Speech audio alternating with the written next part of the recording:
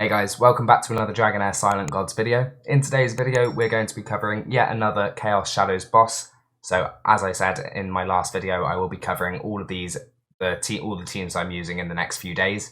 But before I get on with that, I just need to say a massive thank you to the sponsor of today's video. That is Dragonheir Silent Gods themselves. So a huge thank you to them for supporting my channel and helping me to continue to produce the content I do. And obviously, as well as that, if you guys are enjoying the look of the game and you want to give it a try, please do click the link in the description and get involved today.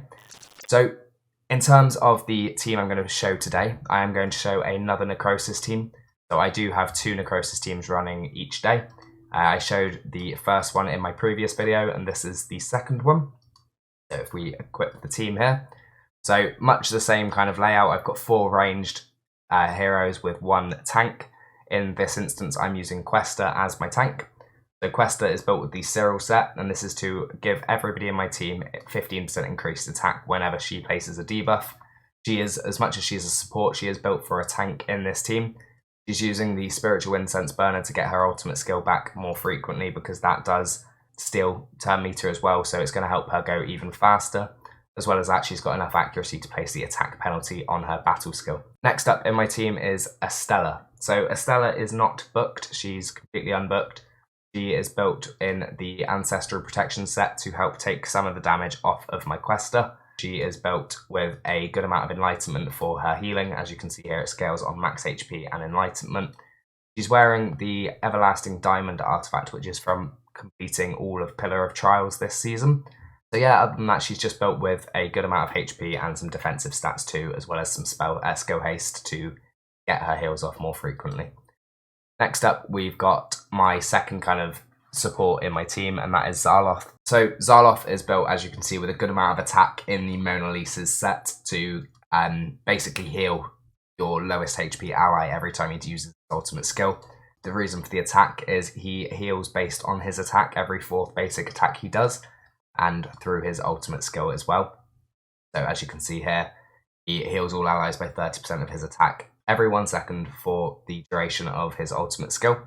As well as that, because he hits multiple times on his ultimate, he is wearing Witch's Remains in my team, and he does have enough accuracy as well to place his recharging speed penalty on his battle skill. Next up, I've got my first damage dealer, and that is Joyce. So Joyce is built with around, well, just under crit cap and some crit damage with a nice amount of attack. Joyce is wearing the Inventor set to increase the damage he's doing every time he uses his battle skill or his ultimate skill, which obviously summons copies of himself, as well as wearing the Eyeball of the Giant artifact for a nice boost on his ultimate, which actually is very useless. So I'm going to change that up now for his battle skill instead. There it is. So yeah, there we go, that's now swapped. So he's gaining a 20% bonus on his battle skill, and as well as that, obviously, like I said, all of his damage does come from his summons as well, so the attack that he's gaining does make a big difference.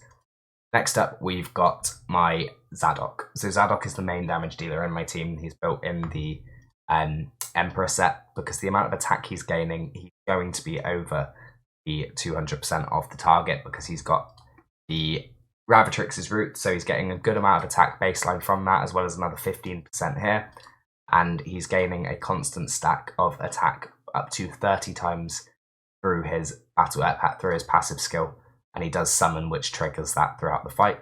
His ultimate skill is a 3-lane target, so he needs to make sure that he is in 3 lanes of the boss to actually make sure that hits. As you can see here as well, I'm using the attack aura from my Zaloth.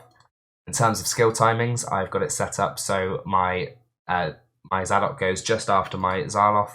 So Zaloth is using his first skill at 11.3 seconds, with my Zadok going at 11.5. This is just to make sure he's using his ultimate skill into defense penalty every time. So I'm just going to save that because I changed the artifact. And yeah, what I'll do is I'll set this to run, I'll jump back in at the end, and we'll talk about how it went.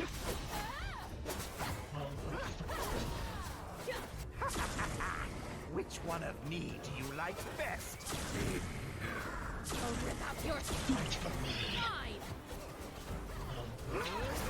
I'll not allow any companion to fall! The power of killing overflows! Which one of me do you like best?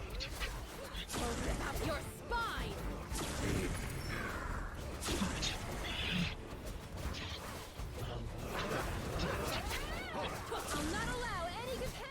we go. We've lost our Zadok now, so we've lost a big chunk of our damage. But as you can see, once again, this is very comfortably over 22 million damage. Well, comfortably over the 22 million damage. It hasn't failed me yet since I built the team. It has done over 22 every single time. Obviously, there are a few kind of annoying things about it, and that's that the summons from my Joyce get killed constantly from the boss. I could technically manual it and place one next to him just to remove that, but the other two that he's summoning are going to be killed.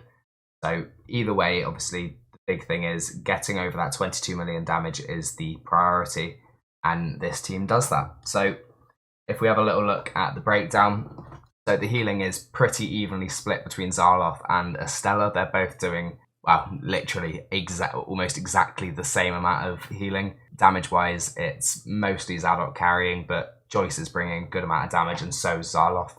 So, yeah, obviously Questa can do a lot of damage, but the way I've got her built in this team, she is purely my tank.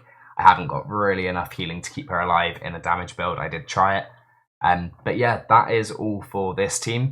So obviously, if you are looking for more teams for the Otherworld exploration, do keep an eye out on my channel over the next week or so. I will be putting out all of my teams over the next few days.